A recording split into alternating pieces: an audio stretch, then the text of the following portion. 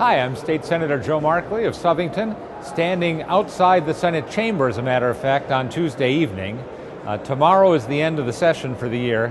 Tomorrow at midnight, according to the Constitution, we're done. And I expect we will be done because last night we passed the budget, which was the main thing that had to happen, or we'd have to come back into special session. As you might guess, I would prefer that we hadn't done it given the budget that we passed.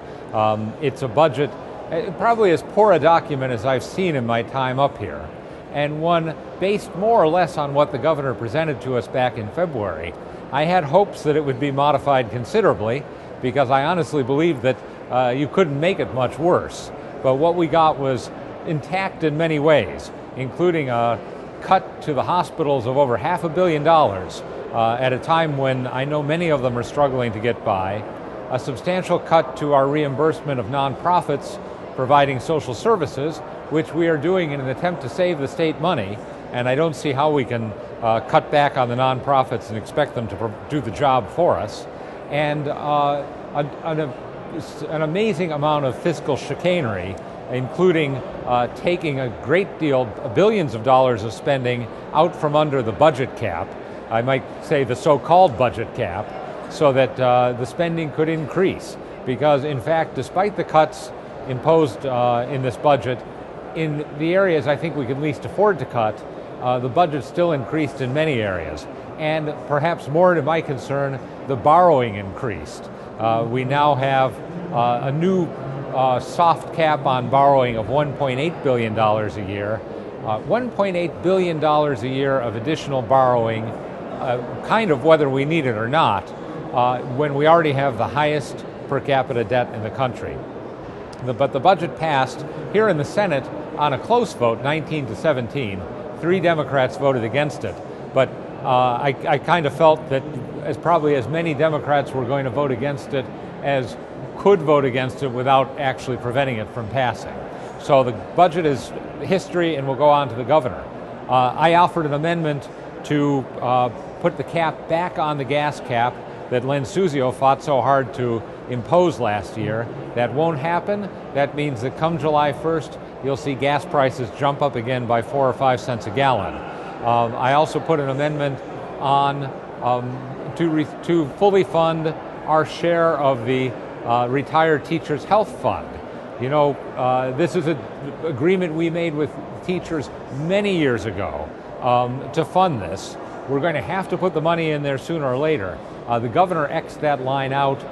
This Appropriations Committee restored the majority of the money. I feel like every dollar we don't put in today is even more money that we're going to have to put in down the road.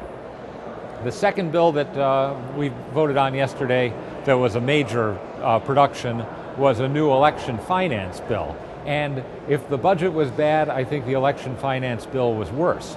Let me say first, I often talk about my concerns about procedure here.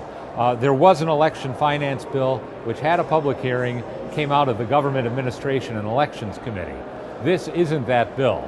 New language was put in. There's never been a hearing on the new language. In fact, we didn't actually see the language until I think earlier in the day yesterday.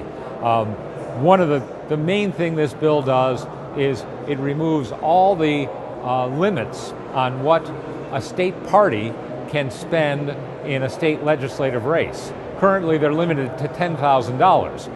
Now there'll be no limit at all, and that is money that they can spend in coordination with the candidate and on anything, pretty much anything they want to, including negative ads and so forth. We have an election finance system in Connecticut, like it or not, but to have publicly funded campaigns then invite in large amounts of regular political money makes no sense to me at all.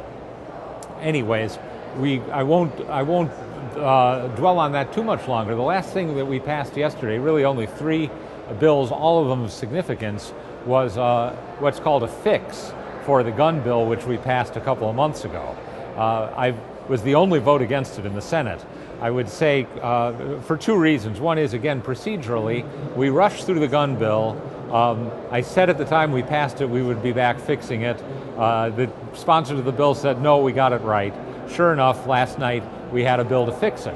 but the bill to fix it never had a public hearing either. In fact, again, the bill to fix it didn't even appear until sometime over the weekend, and we voted on it on Monday night. So I think the fix itself already has flaws in it, and the fix itself puts further restrictions on law-abiding gun owners than did the bill that we had passed previously. Some things are loosened up, some things are tightened up, but it's not what it was supposed to be, and I voted against it, as did my friend Rob Sampson, and in the House about 15 Republicans. Tomorrow is the end of the session. We'll go right up to midnight. We really don't have any major legislation to take up between now and then, so it'll be a matter of how many relatively minor bills get through both chambers. There'll be a big crush at the end. If you saw my tape last year, I taped right after we ended with a certain amount of disgust. I am very hopeful that I won't have that experience this year. I've tried to reach out to people in an attempt to make sure it doesn't happen, and I will hope to report to you, if I have the stomach for it, after we finish tomorrow at midnight and hear the governor speak. So that's the update from Joe Markley. You will be seeing more about my forums coming up in the 5 communities I represent in the last 2 weeks of July. And if you want to talk more about legislative procedure or what we've been doing up here, I look forward to seeing you there.